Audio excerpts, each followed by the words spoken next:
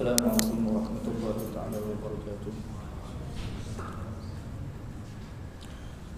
Alhamdulillahirabbil alamin wassalatu wassalamu ala asyrafil anbiya'i wal mursalin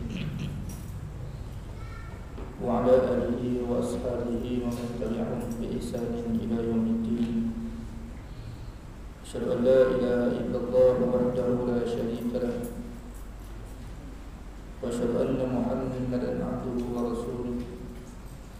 Allahumma salli wa sallim ala sayyidina Muhammad wa ala alihi wa ashabihi ajma'in. Rabbi shrah li sadri wa yassir li amri wahlul 'uqdatam min lisani yafqahu qawli. Subhanaka la ilma lana illa ma 'allamtana innaka antal 'alimul hakim. Wa la hawla wa la quwwata illa billahil 'aliyyil 'azim. Tuan-tuan, puan-puan, muslimin, muslimat, jemaah yang dirahmati oleh Allah Subhanahu wa taala. Insyaallah pada malam ini kita akan meneruskan pengajian tafsir Al-Quran dan kita akan menyambung ayat yang ke-50 surah Yusuf.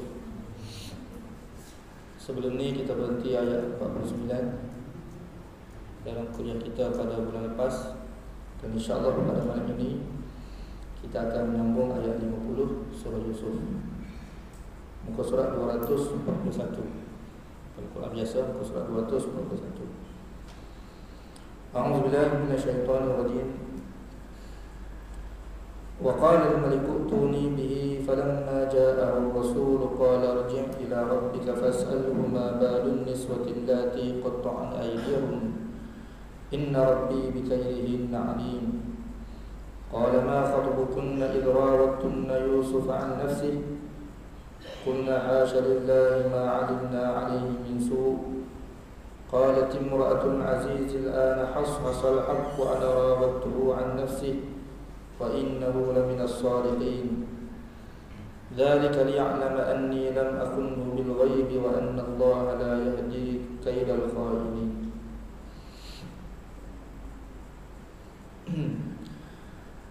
Sebagaimana yang telah kita maklum ya, dalam surah Yusuf ini Allah Subhanahu wa taala menceritakan kisah yang sempurna tentang Nabi Yusuf ya.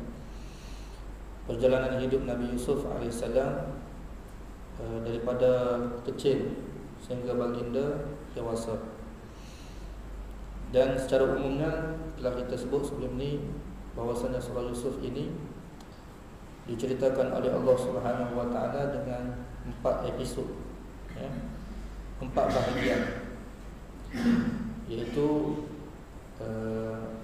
Nabi Yusuf alaihissalam sewaktu berada di kampung ya, bagaimana ujian yang dihadapi oleh Nabi Yusuf alaihissalam ketika berada di kampung. Episod yang kedua, Nabi Yusuf alaihissalam kisah baginda berada di bandar ya. Episod yang ketiga, kisah baginda berada di dalam penjara. Dan episod yang keempat ya, kisah baginda selepas dikeluarkan daripada penjara. 2 episod kita telah habis ya, iaitu episod yang pertama dan juga episod yang kedua.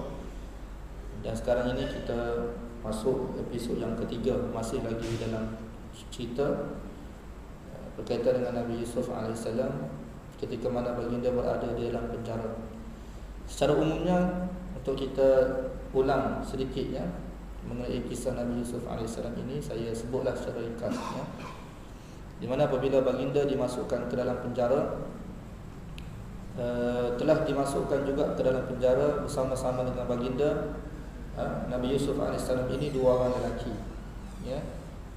Kemudian 2 orang lelaki ini dilepaskan dan Nabi Yusuf alaihissalam ini telah berpesan salah seorang daripada 2 orang lelaki ini ya, yang terselamat daripada hukuman mati yang mana supaya menceritakan kepada raja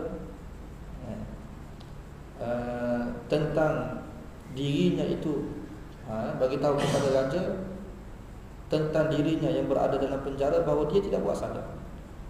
Takdir Allah Subhanahu wa taala, lelaki ini terlupa ya untuk bagi tahu cerita kepada raja tentang Yusuf yang berada dalam penjara. Allah Subhanahu wa taala dengan kudrat dia ya telah menjadikan raja ini bermimpi.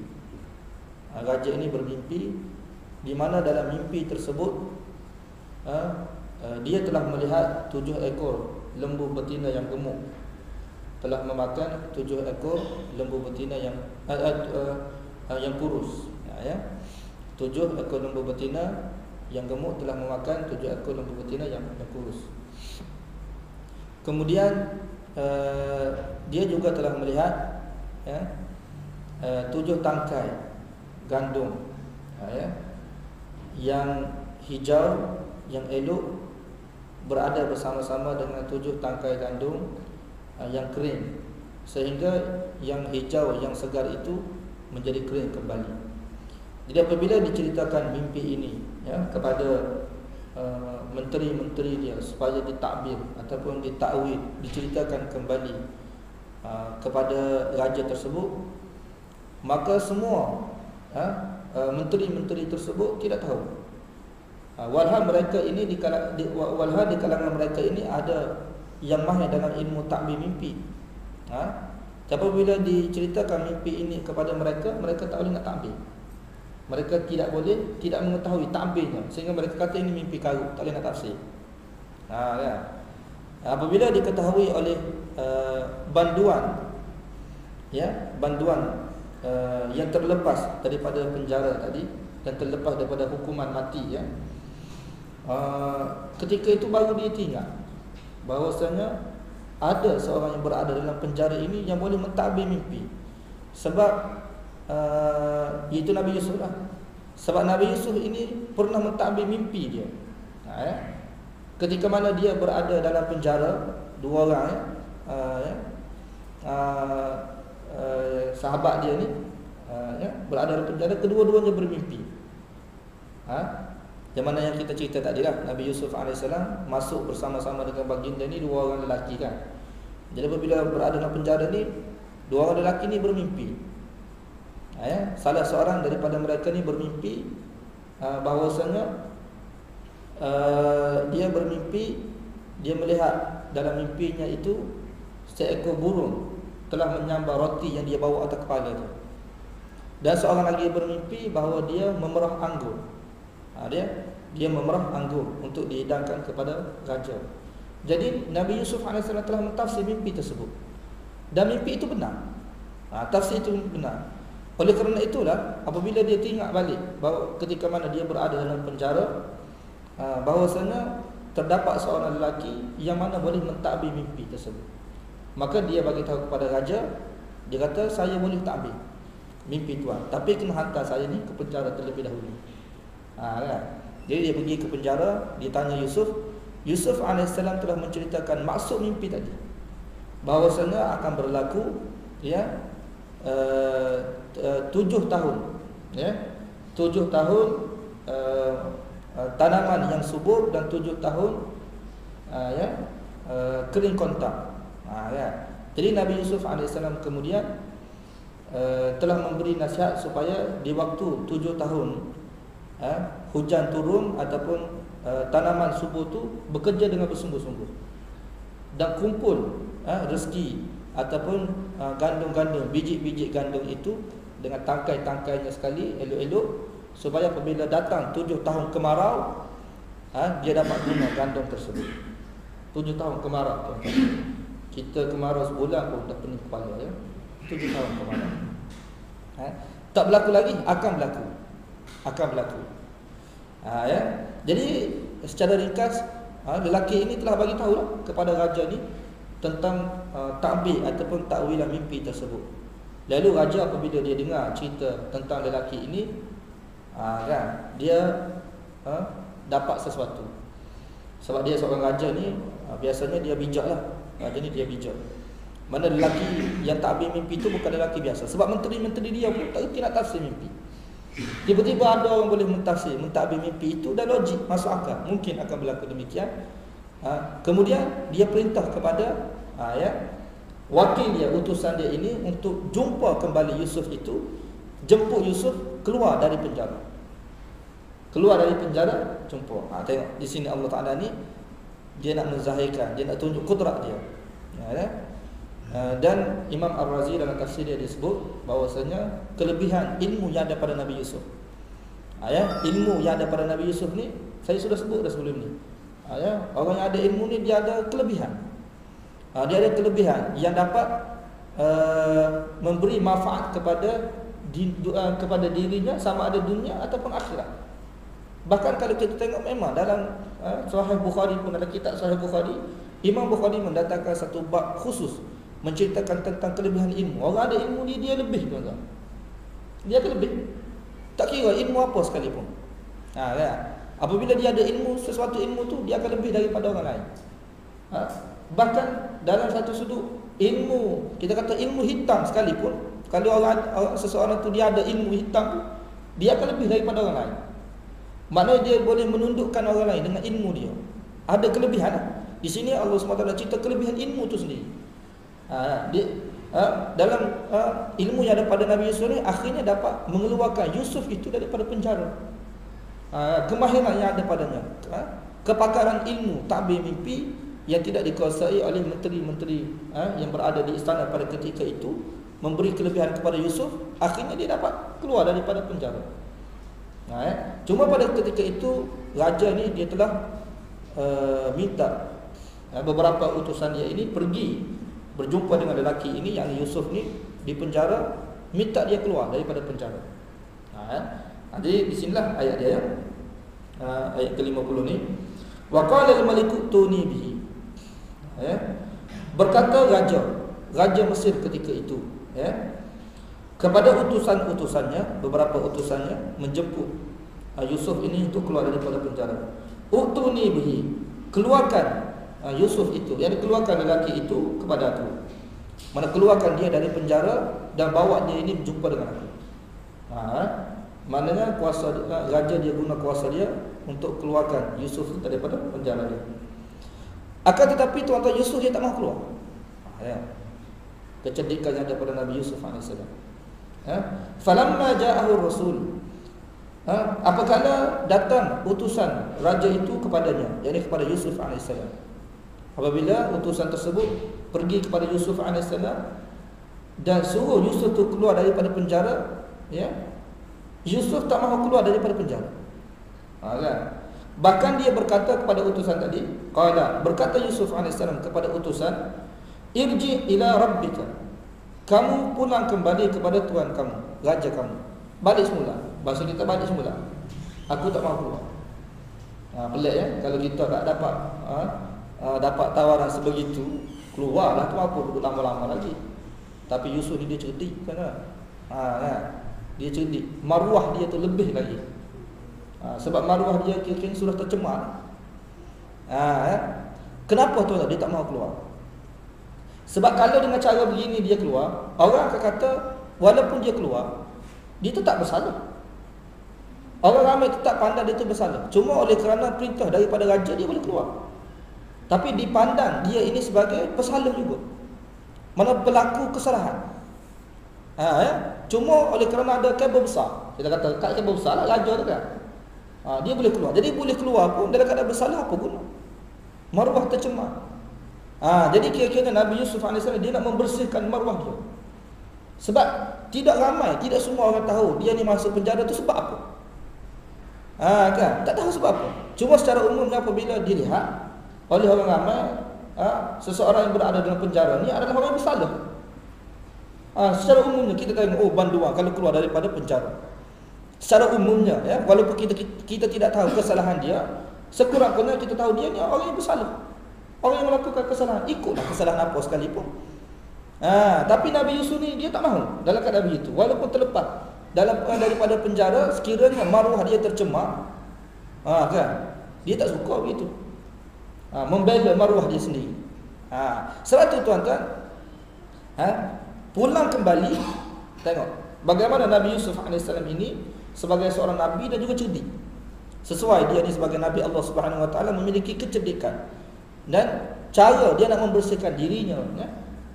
Disebut macam mana? Irji ilaihim, irji ila rabbika, kamu pulang kembali kepada raja kamu. Dia pula ajar kepada utusan tadi. Tadi raja minta kepada utusan sampaikan berita kepada Yusuf, dia boleh keluar dari penjara. Sekarang ni tuan-tuan, Yusuf pula perintah pada utusan tadi. Kan? Yusuf pula perintah pada utusan. Sekarang kamu balik semula pada raja. Tanya raja tadi. Fas'alhu, kamu tanya raja tadi. Ya. Fas'alhu ma balun niswatil lati qatta'na aydihum. Kan? Tanya raja satu soalan saja. Ya. Tanya raja tentang satu soalan. Ya. Peristiwa ni sudah lama dah berlaku. 7 tahun 8 tahun yang lalu. Kan? Jadi Nabi Yusuf ni tuan-tuan, dia nak ajar, dia nak dengan kecerdikan dia ni, dia nak menunjukkan dia tu tidak bersalah. Cara dia dengan satu soalan saja. Tanya kepada raja, kan, apa hal berlaku di mana perempuan-perempuan itu telah memotong jari-jari dia, telah melukakan. Kenapa perempuan-perempuan yang hadir di dalam kita kata jamuan yang diadakan oleh isteri Menteri Al-Aziz itu, kenapa perempuan-perempuan yang hadir pada ketika itu memotong jari-jari dia? Tanya raja tu, kenapa? Tanya. Jadi Yusuf ni cerdik, dia tak suruh tanya perempuan tadi. Kalau dia suruh tanya, kalau Yusuf tu bagi tahu tanya perempuan, maka awal-awal lagi perempuan tu sudah tahu. Kan? Sudah tahu peristiwa ni, mungkin dia akan beri rasuah kepada saksi-saksi dia pada ketika itu. Sebab perempuan-perempuan yang hadir dalam majlis itu adalah saksi lah bahawa Yusuf itu sebenarnya tidak bersalah apa-apa. Kan? Yang bersalah tu perempuan. Kenapa? Sebab dulu ingat lagi tak? Kalau kita ingat balik ucapan perempuan dulu, kan? Isteri Menteri Al-Aziz, dia pernah bagi tahu kepada perempuan-perempuan yang hadir, sekarang ni kamu tahu. Kan? Sekarang ni kamu tahu kenapa aku telah menggoda dia ini untuk berzina dengan aku. Kan? Ingat lagi kau tak ingat. Kalau tak ingat sesuatu, ya. Sebab dia kan dia pernah gini asal ceritanya. Dia isteri Menteri Al-Aziz ni tersebar berita di kalangan perempuan-perempuan bahawasanya dia berzina dengan hamba dia sendiri. Kan? Yusuf tu hamba dia lah, yang dia pelihara daripada kecil lagi. Apabila Yusuf tu besar, dia berzina.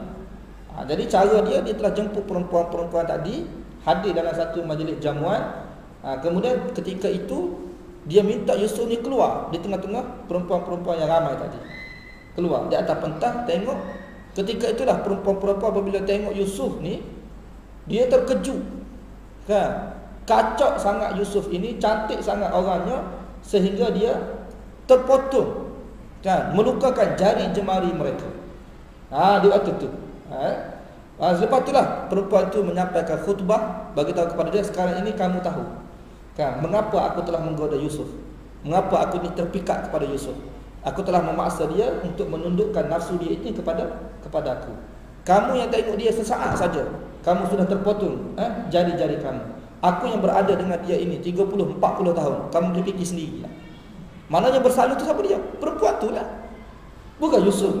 Dan dia bagi tahu, apabila walaqad rawattu an nafsi fasta'sam, dia kata, aku telah menggoda Yusuf sekian lama, tapi dia telah menolak keras-keras. Tengok ucapan dia.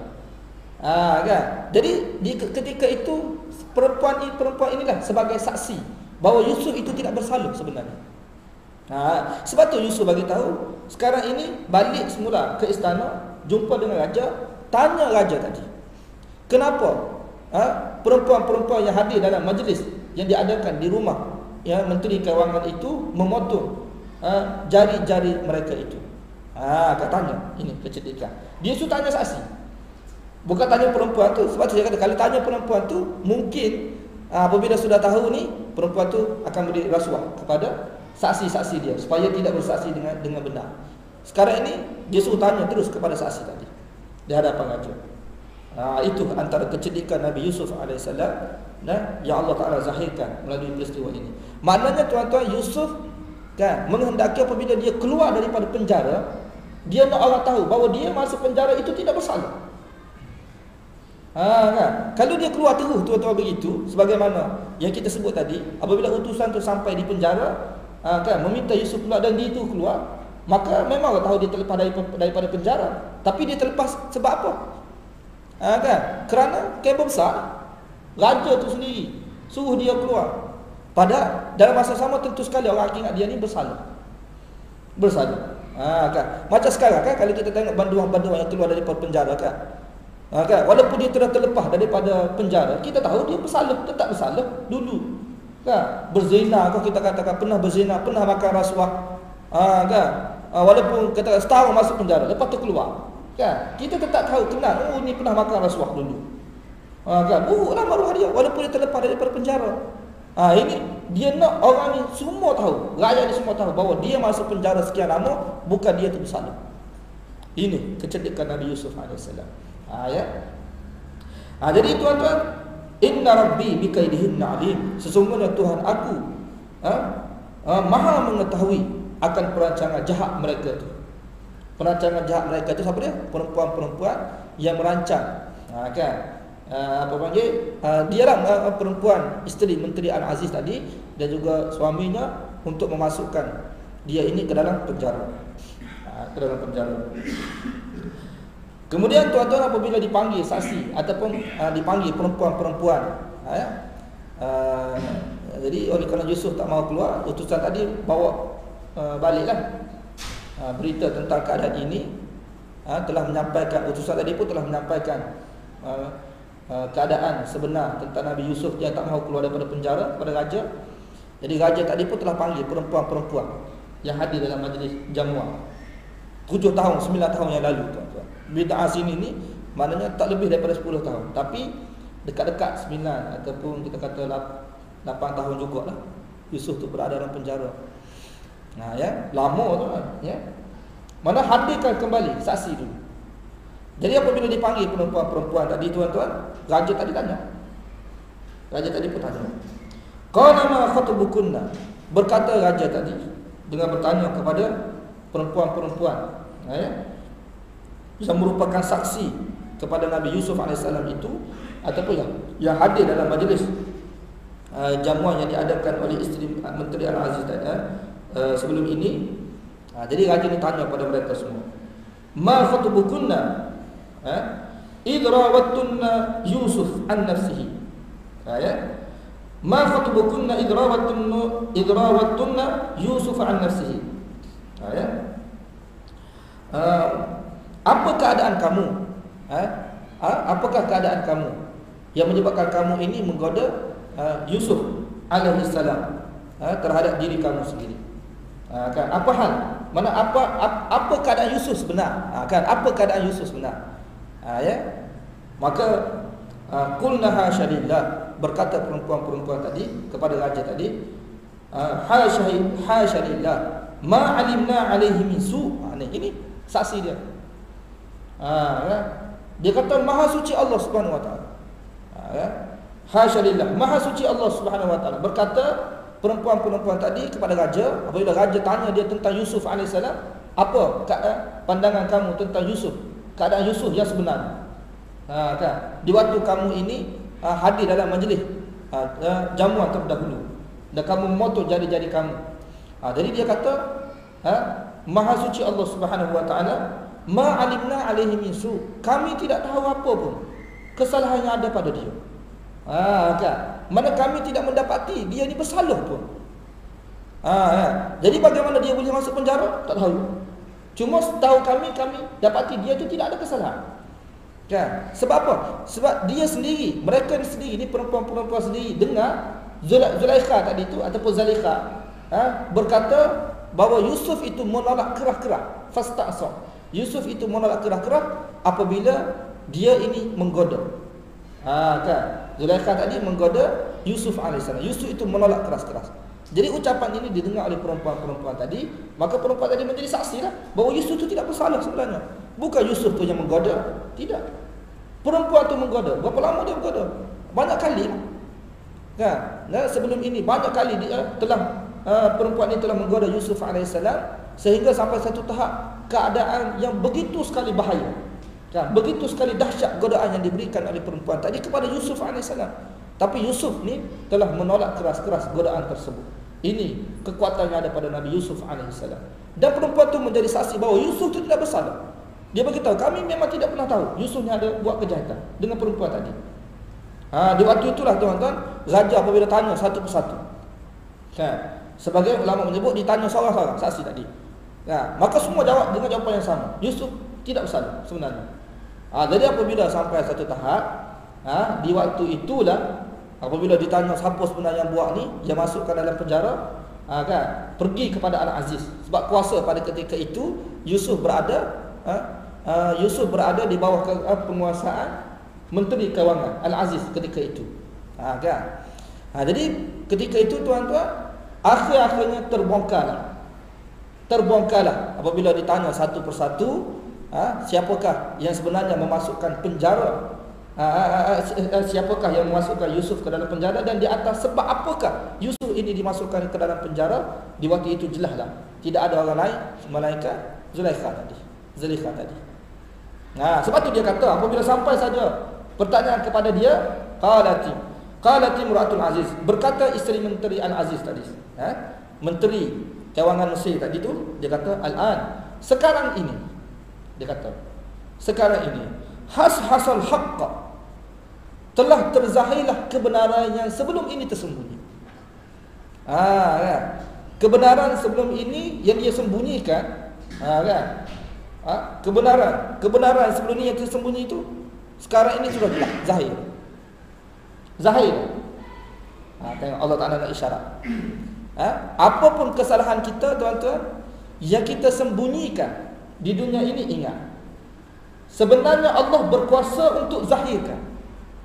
Allah berkuasa. Kalau Allah Ta'ala kehendaki. Memang sekarang ini tuan-tuan, berapa banyak perkara-perkara yang dirahsiakan oleh penjahat-penjahat, kita kata, dalam negara. Kan? Berapa ramai penjahat-penjahat dalam negara ini yang buat suatu kerosakan, kan? Dan dia sembunyikan kejahatan tersebut.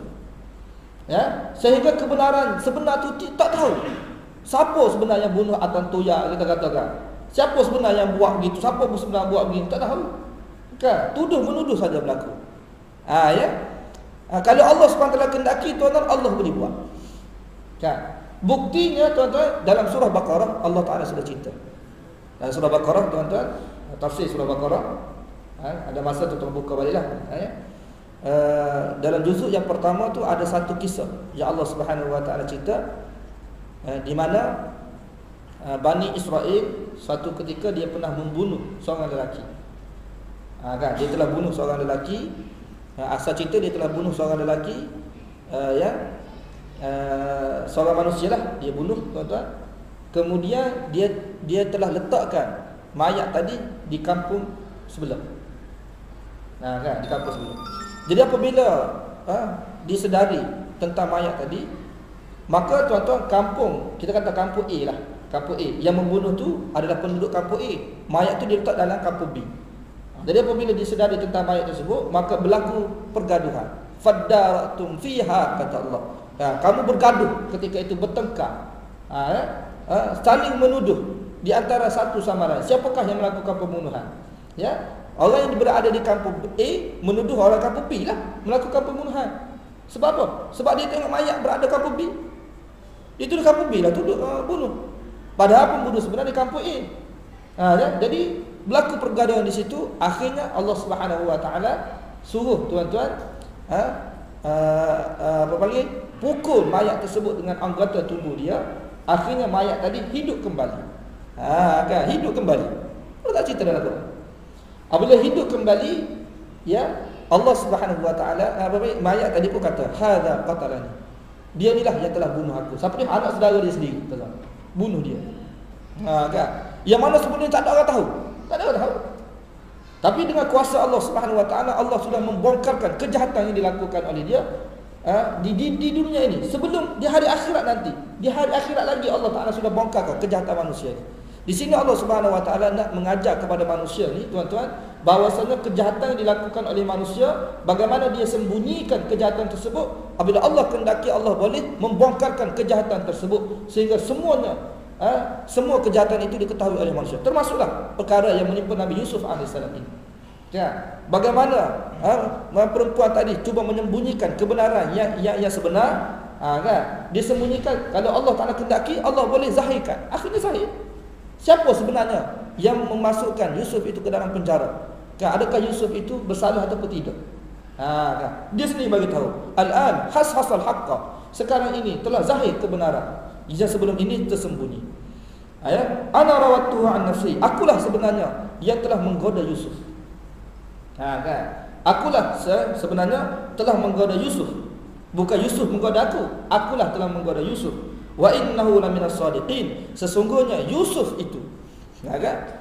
Yusuf itu merupakan orang-orang yang benar-benar bercakap benar. Maksudnya laminas shadiqin. Sesungguhnya Yusuf itu terdiri daripada golongan orang yang bercakap benar. Cakap benar. Mana apa yang dia cakap tu betul. Diakui oleh siapa dia? Perempuan tu sendiri. Perempuan tu sendiri kata Yusuf tu adalah orang yang bercakap betul.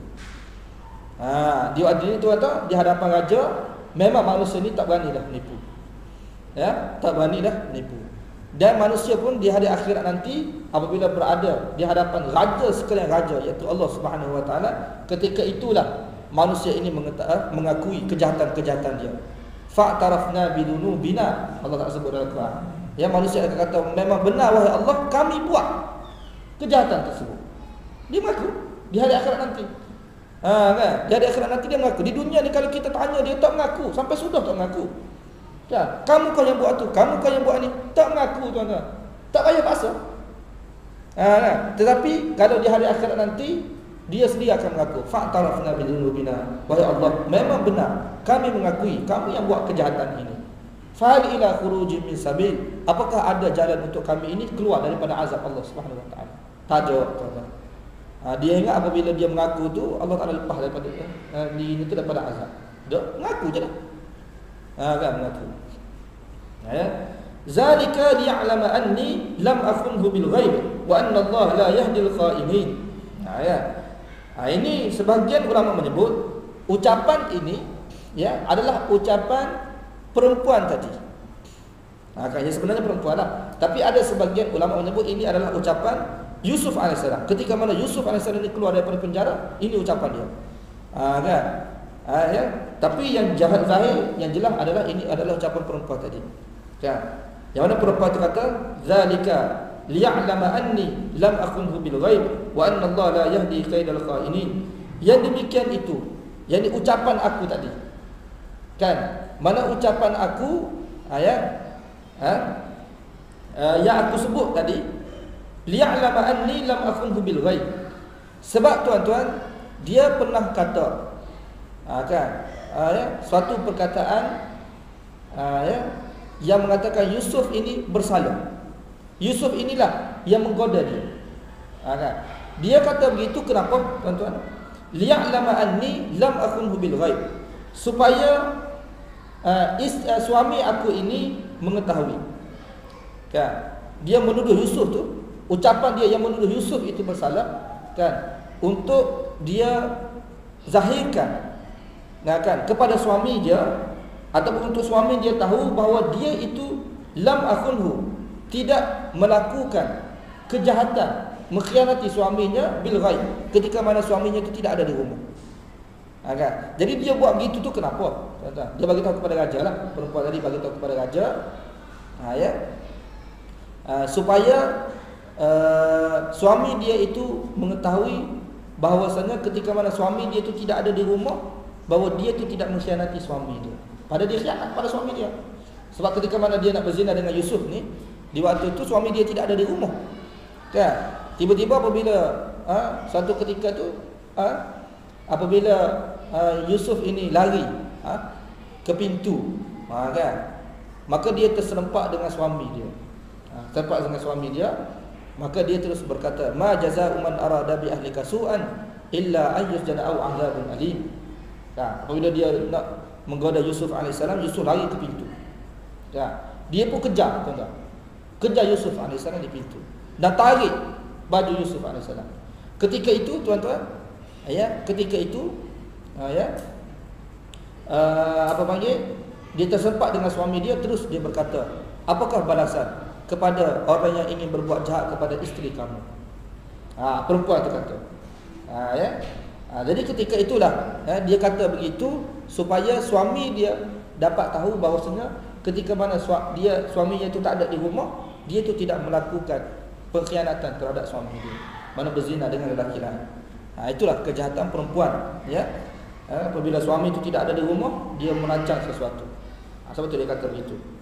Wa anna Allah la yahdi kaidal kha'inin, dan sesungguhnya Allah Subhanahu wa taala tidak memberi petunjuk kepada la yahdi kaidal kha'inin.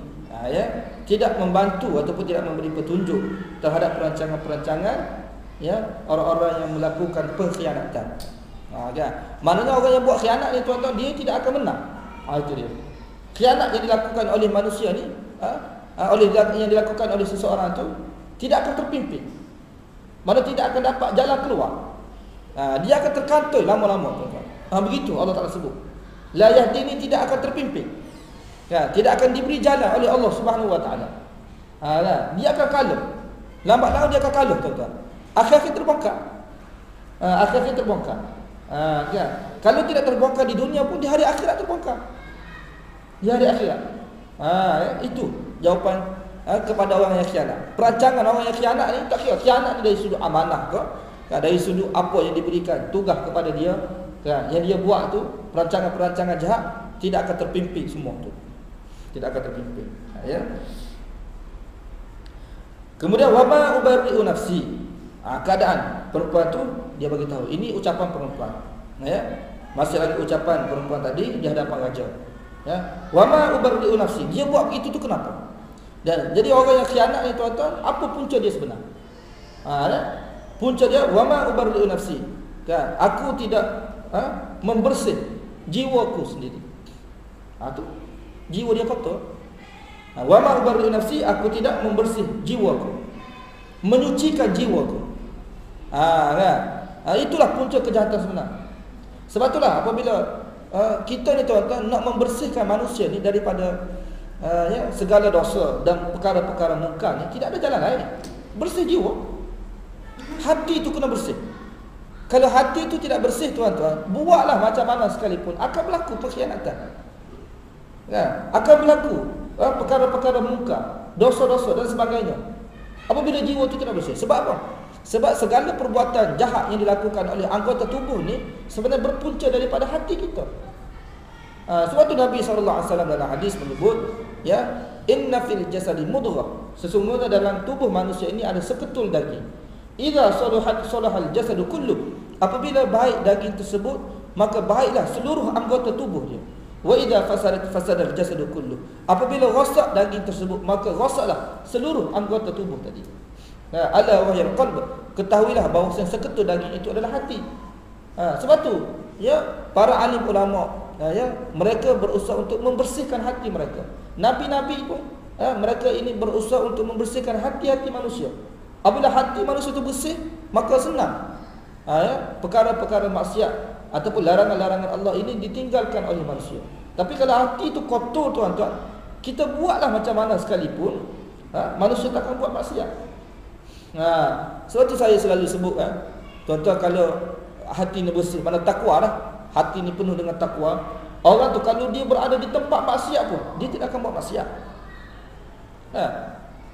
Walaupun berada di tempat maksiat, walaupun dia tahu kalau dia buat ni tuan-tuan, dia ambil duit syarikat, kita katakan, tak ada orang tahu, kita katakan contoh, tidak ada orang tahu, manusia-manusia tidak tahu, tapi kalau takwa tu hati dia bersih, dia tidak akan buat, walaupun tidak ada orang tahu sekalipun. Sebab itulah di sini Allah Subhanahu Wa Taala zahirkan bagaimana Yusuf ini ketika mana dia berada dalam bilik tuan-tuan, tengok apa yang Allah tak cerita. Allah cerita detail tuan-tuan. Di waktu tu semua pintu tertutup dah. Pintu tertutup. Dia ada dalam satu bilik. Bukan bilik lain, tidak. Bukan dalam satu rumah, bilik lain, bukan. Berada dalam satu bilik tuan-tuan, tertutup. Tak ada orang tengok dah. Mana kalau dia nak buat maksiat, mana ada orang tengok.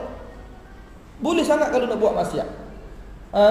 Pun begitu tuan-tuan, Nabi Yusuf AS ini kerana kekuatan takwa yang ada dalam hati dia, berada dekat dengan maksiat sekalipun, dia tetap dapat melepaskan diri daripada maksiat. Tapi kalau hati ni kotor tuan-tuan, dia berada dalam masjid ke, dia berada di tempat yang sudah terpelihara daripada maksiat, dia akan menjemput maksiat itu masuk. Kan? Berada di tempat selamat sekalipun, berada dalam masjid ke, berada di rumah Allah Subhanahu Wa Taala, berada dalam Masjidil Haram sekalipun, kalau hati itu kotor tuan-tuan, dia akan cari maksiat tu, perkara-perkara munkar yang dia buat. Sebab itulah tuan-tuan, kita sekarang ini apabila kita fikir tengok keadaan zaman sekarang ni, nak selamatkan anak-anak kita ni macam mana tuan-tuan? Macam mana kita nak selamat anak-anak kita? Kadang-kadang si ayah ni, dia buat apa? Dia TV yang dia ada ni, dia buang. Dia buang. Kan? Internet dia tak bagi. Kan? Lepas handset, kata handset ni tak guna dah, smartphone ni. Guna baru. Lepas tu kunci anak dalam bilik. Kunci anak dalam bilik. Itu. Kan? Untuk seketika tuan-tuan, bolehlah dia selamatkan anak dia. Tapi adakah anak tu akan berada dalam bilik tu sampai mati tu lah? Kena ingat. Kan? Waktu kita pergi kerja, dia bersama-sama belajar-belajar, kawan-kawan dia di sekolah. Di sekolah tu kita tahu ke dia buat apa? Waktu tu lah. Sebab tu kadang-kadang ni tuan-tuan, budak kita perhati ya. Saya sebagai seorang guru, mengajar kat sekolah. Apabila kita bagi laporan tentang anak dia tak percaya anak dia tu buat begitu. Kan? Kadang-kadang di rumah tu baik dah kita didik dia. Tapi rosak di mana? Rosak di sekolah. Kita ingat atas sekolah ni elok tuan-tuan. Rupanya rosak di sekolah. Kan? Lepas tu tidak kira juga. Kadang-kadang ni dia disebabkan sekolah tahfiz kan kita katakan.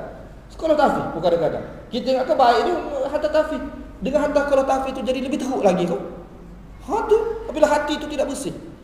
Sebab tu tuan, tidak ada cara lain yang Allah Subhanahu Wa Taala ajar kita melalui Al-Quran ini, bersihkan hati itu sendiri. Apabila hati bersih tuan, hantarlah di mana-mana pun. Kita pun tidak risau dah. Dia tahu nak jaga dirinya sendiri. Kan? Dirinya sendiri. Saya tuan-tuan, anak saudara saya perempuan. Perempuan. Ya, kerana kita ajar daripada kecil lagi. Apabila dia nak pakai, nak keluar saja daripada rumah dia tu dah, terus cari tudung. Cari tudung dia. Kan? Nak keluar saja daripada rumah tu. Walaupun kita kata rumah baru 5 tahun baru, 4-5 tahun. Mana dia tak sanggup nak keluar rumah tu dah kadang tak pakai tudung. Kita ajar daripada kecil. Kita sebut kalau tak pakai tudung ni masuk neraka lah apa. Didik daripada kecil lagi. Sekarang ni tuan-tuan, kita tengok itu. Kan? Usah ke dalam di dalam rumah tuan-tuan. Di luar rumah kita duduk dedah aurat kita tunjuk pada orang. Tak ada langsung takwa kepada Allah Subhanahu Wa Taala. Hati tu tak bersih. Tak bersih tuan. Sebab itulah ini jiwa. Wa ma ubarli nafsi, kata Zulaikha ni, aku tidak membersihkan jiwaku, yakni hatiku, diriku sendiri. Menyebabkan nafsu dia terdorong. Kalau jiwa dia bersih tuan-tuan, tak ada masalah. Mana ada walaupun dia kata duduk sekali dalam satu rumah sekalipun, tapi kerana hati tu, takwa yang ada dalam hati tu mencengkam dirinya sendiri untuk melakukan perbuatan-perbuatan jahat, dia tidak akan buat benda-benda begitu. Kan? Tapi kalau hati kotor tuan-tuan, kalau duduk dalam rumah tu, dia akan pergi cari kelab malam pun. Kan? Daripada Subang nak pergi KL jauh tuan, tapi dia sanggup pergi. Dia cari pula. Bila hati tu kotor. Ya. Tambah-tambah sekarang ni tuan-tuan, zaman teknologi ni, smartphone apa semua dekat. Tak perlu pergi jauh. Dalam rumah pun. Kan? Maksiat tu boleh masuk dalam rumah kita. Ya. Innan nafsa, sesungguhnya nafsu. Nafsu sini mana nafsu? Sesungguhnya nafsu la'ammaratun bisu, betul-betul menyuruh. Itu nafsu sebenar. La'ammaratun, benar-benar menyuruh manusia itu bisu, untuk melakukan kejahatan. Kan?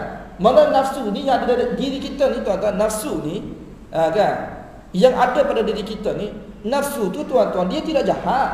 Dia tidak jahat. Kan? Tapi dorongan dia tu ke arah kejahatan. Nak buat sesuatu. Sebab tu tuan-tuan, kita kata dalam hadis Nabi SAW sebut, hufat al-jannah bil makari. Syurga ini dia dikelilingi, kan? Dikelilingi oleh perkara-perkara yang tidak disukai oleh nafsu. Kan? Tapi kalau neraka dikelilingi oleh perkara-perkara yang disukai oleh nafsu. Kan? Sebab tu kita tengok tuan-tuan, nafsu kita kan, dia suka benda-benda tu. Benda-benda tu benda buruk tu kan. Larangan-larangan Allah Subhanahu Wa Taala, kalau kita perhati dalam Quran, Kebanyakannya semua disukai oleh nafsu kita. Kan? Judi suka lah nafsu kita. Berzina, kan? Minum arak, rasuah, itu semua disukai. Tuan-tuan kita ni mungkin kerana kita tidak berada di tempat dia, kan? Pekerja-pekerja bawahan, sekadar pekerja-pekerja am ni tak nampak rasuah macam mana, tuan-tuan. Kan? Cuba kalau kita berada di tempat dia. Kan? Yang ada autoriti untuk sign. Pengarah-pengarah ke apa semua, ada pangkat Datuk Seri Tan Sri ke, tuan-tuan. Dia tahu. Dia tahu tuan nak dapat 1 juta, nak dapat 2 juta dengan cara yang mudah macam mana. Sebab tu kita suka, tuan. Sekarang ni kita kerja gaji 8,000, 9,000 sebulan, lambat kaya, tuan. Lambat kaya. Kan? Jadi kalau ada cara yang lebih mudah untuk nak jadi kaya, untuk dapat duit yang banyak, tentu sekali disukai oleh nafsu kita. Kan? Dan ikutlah apa saja. Sebenarnya nafsu ni dia akan suruh manusia ni untuk melakukan kejahatan. Dan dalam Quran pun Allah Ta'ala cerita nafsu ni sebagai musuh kita. Kan? Musuh kita. Ya? Ia akan menyuruh kita ni untuk buat jahat. Sebab itulah, tuan-tuan, Allah SWT bagi kepada kita ini akal untuk kontrol nafsu kita ni. Dan di situlah Allah Ta'ala letak pahala. Apabila kita rasa nak buat saja maksiat, tuan-tuan, akal kita menahan kita. Kan? Akal kita, takwa yang dalam hati kita akan menahan kita. Dan Allah Subhanahu Wa Ta'ala melihat bahawasanya memang hamba ni hamba yang kuat, hamba yang bijak, kan, hamba yang hebat. Maka layaklah dia ini masuk syurga Allah Subhanahu Wa Ta'ala. Ya, mana orang yang tahan nafsu dia tu. Bukan mudah, tuan-tuan, nak tahan nafsu. Ya. Sebab tu sebelum ni pun apa yang dilakukan oleh Zulaikha ataupun Zalikha, ya, sebelum ini pun adalah untuk mengikuti hawa nafsu dia, dorongan hawa nafsu. Kerana tengok lelaki cantik sangat ni, tuan-tuan. Kan? Dia, kalau kita tuan-tuan ada, ya, dalam tafsir pada episod yang kedua surah Yusuf ni, saya sudah hurai dengan jelas dah di situ. Dengan terang, dengan detail. Kan? Bahawasanya dia sendiri yang ajak Yusuf itu untuk berzina. Bukan Yusuf yang ajak, dia sendiri ajak. Minta Yusuf tu pegang diri dia kau. Kan? Buatlah, nak buat apa saja. Sekarang ni kalau kita tengok orang rogo tu, kan, rogo tu perempuan tu tidak suka. Kan? Ini dia minta buat sendiri. Yusuf tak mahu. Tak mahu, tuan-tuan. Kekuatan yang ada pada Nabi. Sedangkan pada ketika itu dia tu bukan orang tua, muda lagi. Kan? Muda lagi. Allah Taala sebut walamma balagha ashuddahu, ketika itu. Ketika mana dia ada kekuatan. Nafsu tu masih kuat lagi. Kalau perempuan tu menggoda lelaki yang sudah tua, tuan-tuan, mati pucuk, tak ada nafsu dah ketika tu. Tak ada faedah, tuan-tuan. Kan? Ini ketika nafsu tu memuncak. Umur 30 hingga 40 tahun ni, tuan-tuan, nafsu sudah kuat. Sedang kuat. Bergelora lagi lah ketika tu. Di waktu tu pun Yusuf AS boleh menahan dirinya. Yusuf boleh tahan nafsu dia, tapi perempuan tu tak boleh nak nahan, tak boleh nak menahan nafsunya. Akhirnya mendorong dirinya ini untuk membuat larangan-larangan Allah Subhanahu Wa Ta'ala. Jadi sebab tu dia kata inna nafsa la'ammaratu bisu, sesungguhnya nafsu ini benar-benar menyuruh untuk membuat kejahatan. Illa ma rahim rabbi, kecuali, ya, nafsu yang Allah Subhanahu Wa Ta'ala, seseorang itu yang Allah Ta'ala kasih kepada diri itu, yang Allah Ta'ala sayang kepada dirinya, kan? Dengan memberi rahmat, petunjuk, kekuatan takwa tersebut, baru dia dapat jaga nafsu dia. Mana orang yang dapat jaga nafsu dia ni, tuan-tuan, adalah orang yang dikasihi oleh Allah Subhanahu Wa Ta'ala. Dan Allah Ta'ala bagi kekuatan kepada dia ni untuk jaga hawa nafsu dia. Itulah orang-orang yang Allah Ta'ala kasih. Inna rabbi ghafurur rahim, sesungguhnya Tuhanku ghafurur rahim, maha pengampun dan juga maha penyayang. Kemudian waqala al-maliku tuni bihi. Saya nak habis beberapa ayat lagi, tuan-tuan. Nak habiskan episod dia berada dalam penjara ni. Wa qala al-maliku tuni bi astakhlisu li nafsi. Berkata raja tadi, bawalah Yusuf itu kepada aku. Bawalah Yusuf itu kepada aku. Astakhlisu li nafsi. Aku ingin memberikan kepada Yusuf itu, ya, melantik Yusuf itu sebagai menteri. Astakhlisu li nafsi ini maknanya memberikan kedudukan kepada Yusuf. Sebab dia tengok Yusuf ni, daripada takwilan mimpi dia, daripada cerita saksi tadi tu, kan? Daripada cerita saksi tadi dan daripada apa yang disampaikan oleh pekerja pekerja dia tu banduan yang berada dalam penjara sebelum ini tentang Yusuf, bahawa Yusuf ni boleh mentadbir mimpi, ini adalah orang sesuatu. Ya, maknanya bukan manusia yang biasa. Walaupun dia berada dalam penjara, tapi dengan ilmu yang ada pada dia, kehebatan yang ada pada dia ini, kita boleh lantik dia ini untuk menjadi menteri. Kan? Lantik dia ini memberikan kedudukan. Tengok. Daripada penjara, tuan-tuan, Allah Ta'ala nak berikan kedudukan kepada Yusuf AS. Ya? Jadi bawa Yusuf kemari kepada aku nak lantik Yusuf AS. Yusuf ini menjadi menteri aku. Dalam tafsir disebut ahli mesyuarat dia, macam-macam lah. Ya? Falamma kallamahu. Kan? Jadi secara ringkas, akhirnya Yusuf AS ini dikeluarkan daripada penjara dalam keadaan orang ramai mengetahui bahawa Yusuf sebenarnya bukan yang bersalah. Walaupun dia berada dalam penjara sekian lama, tapi bukan kerana dia itu bersalah, dia berada dalam penjara. Kan? Lalu dia dikeluarkan. Jadi apabila sampai di istana, raja ni cakap dengan dia lah. Cakap dengan Yusuf, ya. Maka berkata raja ini, falamma kallamahu. Apakala raja ini berkata-kata dengan Yusuf, bercakap direct dengan Yusuf AS. Qala innakal yaum, sesungguhnya kamu ini, tengok, ini perkataan raja. Ini perkataan raja kepada Yusuf, raja Mesir lah. Raja Mesir ketika ini tidak disebut Fir'aun. Fir'aun ni zaman Nabi Musa. Ketika ini disebut raja Mesir lah. Raja Mesir, ya. Jadi berkata raja Mesir pada ketika itu kepada Yusuf AS, innakal yaum, sesungguhnya kamu pada hari ini, ladaina, di sisi kami, makinun amin, mempunyai kedudukan yang tinggi. Makin ni maknanya seorang yang berkedudukan tinggi, dan amin, dan orang yang amanah. Kan? Mana kami lantik kamu sekarang ini menjadi menteri. Di sini daripada lafaz raja ini membuktikan bahawa Yusuf ini secara rasminya dilantik sebagai menteri apabila dia keluar daripada penjara. Maksudnya apabila keluar saja daripada penjara, tuan-tuan, terus diberikan kedudukan oleh Allah Subhanahu Wa Taala terhadap Yusuf alaihissalam. Maknanya tuan-tuan, daripada banduan jadi menteri. Maknanya menteri kabinet lah kita katakan, yang boleh bersuara. Kan? Boleh bersuara dalam parlimen, kalau kita katakan, dalam mesyuarat raja di istana ketika ini. Tengok Allah Subhanahu Wa Taala memberi balasan kepada hamba-hambanya yang membuat kebaikan. Atas dunia lagi Allah Taala berikan. Allah berikan kedudukan. Allah Taala tidak biarkan. Memanglah dari satu sudut, tuan-tuan, dari satu sudut, ya. Seseorang itu apabila nak menegakkan kebenaran ini, dia kena melalui kesusahan. Itu biasa. Dia tidak, kebenaran, tuan-tuan, tidak dilalui oleh seseorang itu dengan terus kesenangan, tidak. Kesusahan. Macam Nabi SAW lah. Macam Nabi SAW. Pada permulaannya susah, tuan-tuan. Tapi akhir hayat Rasulullah SAW, tuan-tuan, Allah memberikan kepada Rasulullah kemenangan yang besar. Kemenangan yang besar. Begitu juga tuan Nabi SAW, daripada kecil lagi dia dibuang oleh keluarga dia. Kan? Dia dibuang oleh keluarga dia, kan? Dia ketika mana di kampung, adik-adik dia buang dia. Dibawa di bandar. Ketika mana di bandar, dia diuji sebegini, masuk dalam penjara. Tapi adakah Allah Subhanahu Wa Taala biarkan kehidupan Yusuf itu terseksa begitu sekali? Tidak. Orang yang baik itu Allah Taala tak biar begitu, tuan-tuan. Kan? Akhir-akhir dia akan dapat sesuatu. Ganjaran. Sebelum dia dapat ganjaran lebih besar lagi di hari kiamat nanti, di hari akhirat nanti. Kan? Yang penting menegakkan kebenaran. Tugas kita sekali menegakkan kebenaran. Memanglah, tuan-tuan, pada satu ketika mungkin orang akan buang kita.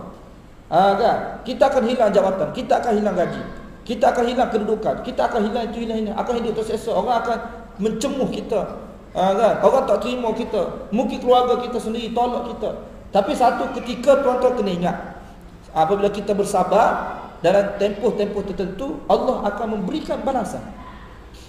Sebab tu, tuan-tuan, kadang-kadang kita tengok sebahagian daripada ulama-ulama ni dulu selalu keluar TV tu, kan? Tapi bila dia cakap sikit kebenaran, terus di-ban. Di-ban, tak keluar TV langsung. Padahal dia ni kira hebat juga. Tapi tuan-tuan, tak keluar TV pun miskin kau dia. Kan? Jadi kaya lagi, tuan-tuan. Duit kau banyak ada. Duit semakin banyak, tawaran tu semakin lagi orang diberikan. Tidak. Sebab tu, tuan-tuan, kita minta ulama-ulama kita ni menegakkanlah kebenaran.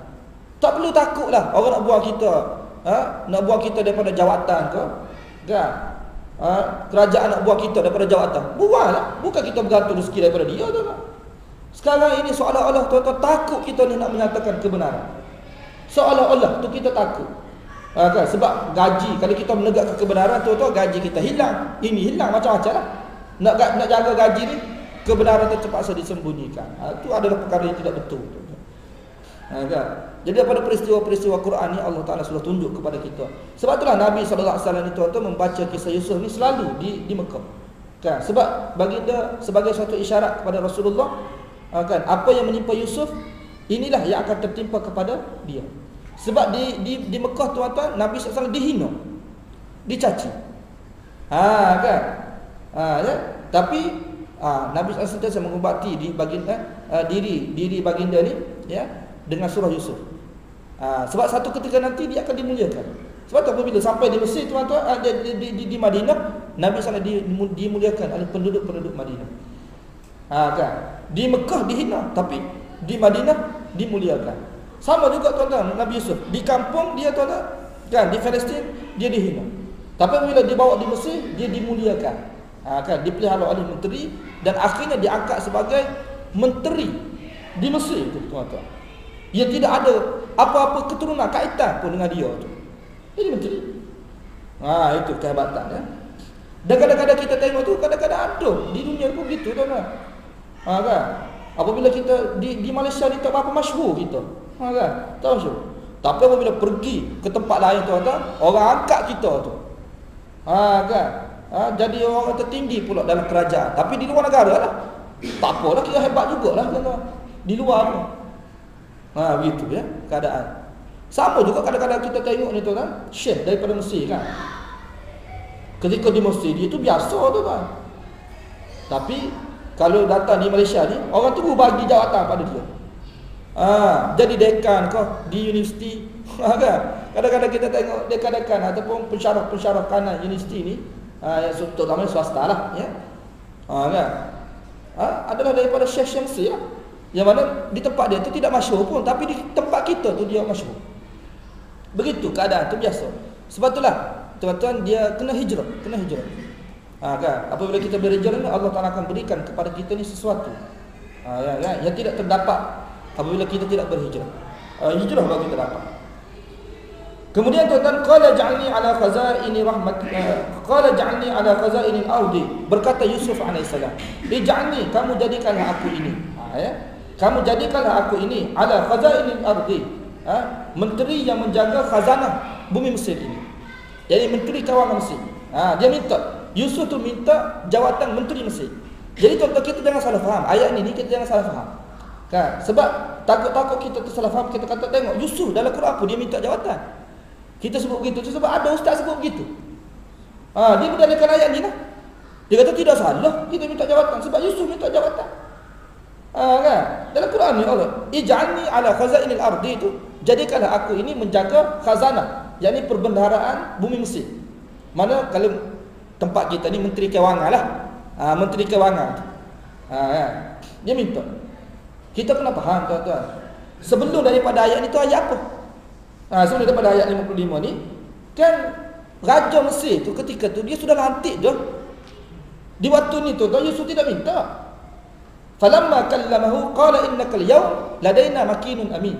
Apabila raja tu berkata kepada Yusuf dengan Yusuf alaihissalam, dia pun terus berkata pada Yusuf, kamu wahai Yusuf pada hari ini dilantik sebagai orang berjawatan yang amanah di negeri di Mesir ini. Kan mana dia sudah lantik dah. Cuma tuan-tuan, apabila nak lantik sebagai menteri ni, pilihlah. Itu memang kita patut pilih, tuan-tuan. Orang nak bagi jawatan kepada kita, kita boleh kita minta kepada dia tu satu jawatan, maksudnya jawatan yang sesuai dengan kita. Kan? Jangan pula kita ni, tuan-tuan, orang yang tak reti tentang kewangan, kita pergi pegang menteri kewangan, hancurlah, tuan-tuan. Kita tak mahir tentang kira-kira, kita katakan kewangan tu, matematik pun tak lulu, tuan-tuan. Kan? Nak jadi menteri kewangan, mana boleh. Jadi tuan-tuan, sebab menteri ni banyak, kan? Menteri bahagian ni kita katakan. Jadi kita minta yang sesuai dengan kita lah. Pilih, bagi jawatan kepada aku ni setelah dilantik sebagai orang yang berjawatan, bagi jawatan yang sesuai dengan aku. Kan? Sebab kita dapat tahu sebelum ni tuan-tuan, dalam episod yang lepas, bahawasanya kemahiran Nabi Yusuf ni iaitu mentadbir urus kewangan Mesir. Kenapa? Sebab dia dipelihara oleh Menteri Kewangan. Kan? Dia dipelihara oleh Menteri Kewangan. Al-Aziz itu adalah Menteri Kewangan Mesir pada ketika itu. Jadi banyak perkara yang dia sudah belajar daripada Menteri Kewangan ini. Jadi dia mahir lah. Dia mahir tentang mentadbir urus kewangan negeri itu, dia tahu. Sebab dia dipelihara oleh Menteri Kewangan itu sendiri. Macam kita tuan-tuan, kan, di antara kaedah kita nak menjadikan orang tu mahir, kan, macam doktor tuan-tuan, doktor gigi. Kita hantar dia tu praktikal bersama dengan doktor gigi tu. Dia berada sekali 2 tahun apa semua, dia mahir lah. Kan? Kira-kiranya Yusuf ni berada dengan Menteri Kewangan ni lama. Jadi dia mahir. Dari sudut tu, jangan bagi jawatan lain. Maknanya tuan-tuan, di sini tidak bertentangan dengan hadis Nabi SAW yang melarang kita ini untuk meminta jawatan. Tak bertentangan. Sebab ketika ini tuan-tuan, Yusuf sudah dilantik dah oleh menteri tadi, oleh raja tadi sebagai menteri. Cuma dia minta bagi tugas yang sesuai dengan dia. Jangan bagi tugas lain. Bagi tugas yang sesuai. Dan yang kemahiran ada pada dirinya itu. Jadi tak bertentangan lah. Sebab kalau minta jawatan tuan-tuan tak boleh. Nabi SAW larang. Bahkan dalam hadis Nabi SAW kata dia akan terbeban dengan Allah Ta'ala tidak akan bantu dia. Berebut. Sekarang orang duk berebut kan, jawatan YB lah, menteri lah, ikut dia, biar dia lah tuan-tuan. Dia tak belajar, akan susah. Tanggungjawab di hari akhirat nanti Allah akan bebankan dia tuan-tuan. Tapi kalau orang tu tak mahu tapi dilantik juga, Allah akan bantu dia. Allah akan bantu dia. Ya. Tak boleh minta jawatan ini. Dia ada dalam kitab-kitab hadis ni ada bab khusus, an-nahyu 'anil su'al 'anil imarah. Larangan daripada meminta untuk diberikan jawatan. Tak boleh. Tak boleh minta jawatan itu. Ya. Inni hafizun alim, sesungguhnya aku ini dapat menjaganya dengan baik. Orang yang berkebolehan untuk menjaga kewangan Mesir, al-alim, dan juga mengetahui. Hafiz ni maknanya mahir untuk menjaga, alim dan juga mengetahui. Cara-cara tu dia tahu, nak urus kewangan tu macam mana. Tahu cara nak jaga, tahu nak urus kewangan. Ini sifat yang perlu ada pada menteri kewangan. Dia kena tahu. Kan, bukan dia main belasah saja tuan-tuan. Apabila dia ada kuasa saja ikut suka dia. Itu dia tidak ada hafiz. Hafiz ni juga dengan makna amanah tuan-tuan. Dengan makna amanah. Jaga tu dengan baik. Kalau tidak ada amanah sebegini tuan-tuan, bagilah apa saja, lebih-lebih lagi duit kerajaan ni habis licin tuan-tuan. Habis licin. Dia kena ada, sebab tu Allah Ta'ala gabung sekali hafiz, alim. Jangan hafiz saja, alim tidak tahu. Tahu cara nak jaga tapi tidak ada ilmu nak urus tuan-tuan. Tak boleh juga. Dia kena dua tu. Kena sekali ya, dua. Sikit lagi, dua ayat lagi tuan-tuan. Wa kadzalika makkanna li Yusuf fil ardi. Ya, demikianlah tengok Allah Ta'ala bagi tahu kepada kita, demikianlah bagaimana kami ini memberikan kedudukan kepada Yusuf. Cara tengok Allah Ta'ala nak tunjuk kepada kita cara, walaupun manusia ni macam mana pun nak menghina seseorang, tapi bila Allah Subhanahu Wa Ta'ala nak memuliakan orang tersebut, dia akan tetap mulia. Dan macam-macam cara Allah Ta'ala nak muliakan hamba tu. Bukan dengan cara ni saja, banyak cara. Allah Ta'ala ni berkuasa nak buat apa saja tuan-tuan, dia boleh buat seseorang tu. Kita hina dia, kalau Allah Ta'ala nak memuliakan dia, dia tetap mulia. Tetap mulia. Tengoklah. Kan? Zulaikha tu nak humban Yusuf ini ke tempat yang paling hina, dalam penjara. Mana tempat yang paling hina dunia? Penjara lah. Allah Ta'ala nak angkat dia tu tuan-tuan sebagai orang yang mulia. Akhir-akhirnya dia dapat jawatan lebih tinggi lagi daripada apa panggil menteri itu, daripada isteri dia tu tadilah. Sedangkan dia tu anak angkat. Yusuf tu anak angkat. Kan? Lebih tinggi daripada bapa angkat dia lagi. Kan. Wa kadzalika makkanna li Yusuf fil ardi yatabawwa'u minha haythu yasha. Lalu bebaslah Yusuf kan, di bumi Mesir itu untuk pergi ke mana saja. Apabila dia dah ada jawatan itu, dia bebas nak buat apa saja. Kan, untuk pergi ke mana saja. Sebelum ni tuan-tuan dia dikira sebagai hamba kan. Sebagai hamba ni sebagai budak lah yang bekerja di rumah apa panggil menteri tadi tu. Sekarang dia apabila dia jadi menteri, dia bebas. Kan? Tapi bebas-bebas pun tidak kita kata melampaui batas lah. Ya. Nusibu bi rahmatina man nasya, kami limpahkan kepada Yusuf itu rahmat kami.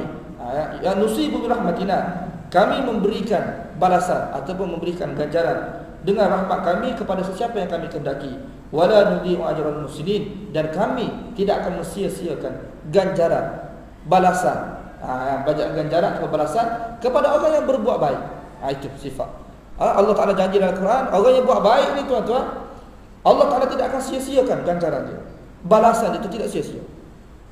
Mana dia akan baik kebaikan, dia akan dapat kebaikan juga. Ya? Sebab tu kalau kita nak baik tuan-tuan, kita inginkan kebaikan, kita kena buat baik. Buat baik tuan. Kita akan dapat kebaikan tersebut. Allah tidak akan sia-siakan. Bila Allah Taala nak bagi, dialah yang Maha mengetahui.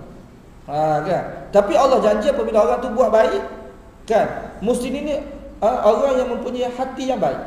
Hati yang baik. Apabila hati baik, dia akan buat baik. Jadi orang yang sebegini tuan-tuan, Allah Taala tidak akan sia-siakan ganjarannya. Wala ajrul akhiratu khairul lil ladina amanu wa kanu yattaqun. Macam Nabi Yusuf tadi tu tuan-tuan, kan? Balasan ni Allah Taala bagi atas dunia lagi. Bahawasanya dia ni, oleh kerana Yusuf ni orang yang baik. Bukti baik tuan-tuan pada bulan lepas, pada bulan lepas. Kita sudah sebut dah. Kan? Tuan-tuan bayangkan, Yusuf ni apabila dia telah bantu banduan ni keluar daripada penjara, kan? Sepatutnya tuan-tuan, banduan tu berterima kasih kepada Yusuf, kena ceritalah kepada raja tadi. Dia tak cerita tu kan. Dia tak cerita. Menyebabkan Yusuf tinggal dalam penjara sekian lama. Kan?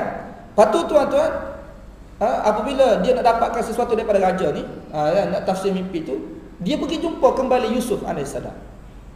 Kan? Kalau kita lah tuan, tak cerita dah. Kan?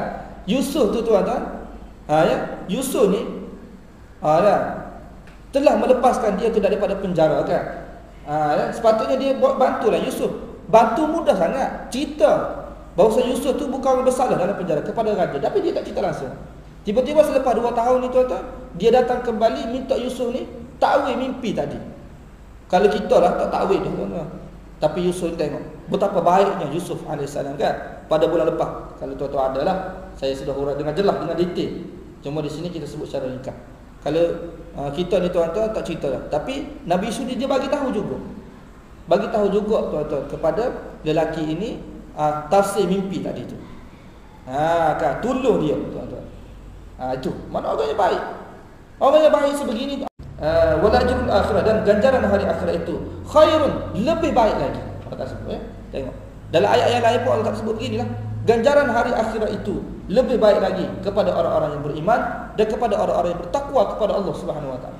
Apa makna lebih baik tuan-tuan? Contoh Nabi Yusuf alaihissalam di dunia ni, dengan kebaikan yang dia buat tu, Allah Taala bagi jawatan. Allah Taala bagi jawatan. Dengan jawatan ni tuan-tuan, macam-macam dia boleh buat. Akhir sekali tuan-tuan, kita tengok dengan jawatan dia ni, dia memberikan ni dalam akhirat lah, dia memberikan kebaikan kepada keluarga dia sendiri. Manfaat tu baik. Kan, manfaat baik. Maknanya tuan-tuan, Allah sudah bagi kesenangan hidup kepada dia di dunia ini. Kemewahan hidup dan kesenangan hidup. Kan? Kemudian tuan, Allah Taala beritahu kalau di hari akhirat nanti lebih baik lagi daripada apa yang dia miliki sekarang ini. Apa maknanya tuan? Maknanya lebih lagi. Kadang-kadang kita ni kita rasa seronok, kan? Apabila kita dapat jawatan, kita rasa senang hidup kita, duit kita banyak, kita boleh buat itu, boleh buat ini. Itu di dunia tuan-tuan. Ya, kalau kita buat dengan cara yang baik, ya, di hari akhirat nanti Allah akan bagi lebih lagi apa yang kita dapat sekarang ini. Kan? Tetapi tuan, kalau kita buat dengan cara tak betul, ingat. Binasa kita dengan kesenangan kita dapat itu akan membinasakan kita. Tapi apabila kita buat dengan cara yang betul, kan? Sekarang ini kita sudah senang. Di hari akhirat nanti lebih-lebih lagi kesenangan yang Allah berikan. Bagaimana tu tuan-tuan? Tak tahu. Kan? Kehidupan sebegini, mana di hari akhirat pun begitu juga dia dapat. Bukan. Di hari akhirat dia akan dapat lebih lagi kesenangan yang Allah Taala berikan. Dan ini janji Allah Subhanahu Wa Taala kepada orang yang bertakwa dan orang yang sentiasa membuat kebaikan. Jadi tuan-tuan, kita berhenti setakat inilah, ya, ayat 57 surah Yusuf ini. Dan kita telah tamat episod yang ketiga lah, episod yang ketiga. Dan insya-Allah kita akan sambung dalam kuliah akan datang ini pada bulan hadapan, masuk episod yang terakhir, episod yang keempat, sebelum kita tamatkan surah Yusuf ni insya-Allah. Cerita di mana Nabi Yusuf alaihissalam ini ya, telah membawa telah membawa adik-beradik dia ni. Adik-beradik dia ni tuan-tuan ke Mesir. Daripada situlah tuan-tuan asal Bani Israel ini. Yusuf tu Bani Israel. Yusuf tu kan anak Nabi Yaqub kan. Yusuf tu anak Nabi Yaqub. Yaqub tu Israel lah. Nama lain kepada Nabi Yaqub tu Israel. Kan? Jadi anak kepada Nabi Yaqub ni kita panggil Bani Israel. Keturunan dia tu Bani Israel. Sebab itulah orang Yahudi dia pernah tanya Nabi, kenapa kami boleh berada di Mesir? Sedangkan asal tempat kami itu di apa panggil? Di Palestin. Tengok-tengok kami, keturunan kami ada di Mesir. Jadi Allah SWT cerita, turunkan surah Yusuf kepada Nabi sana, bagi tahu kepada mereka ni cerita ni. Kan? Yang mana Yusuf lah yang membawa mereka ini daripada Palestin ke Mesir. Daripada situlah membiaknya mereka ni di bumi Mesir. Itulah asal usul dia. Jadi kita berhenti setakat ni lah. Kita buka soalan sikit sebanyak, tapi dah lewat dah ni. Kalau ada soalan tanya.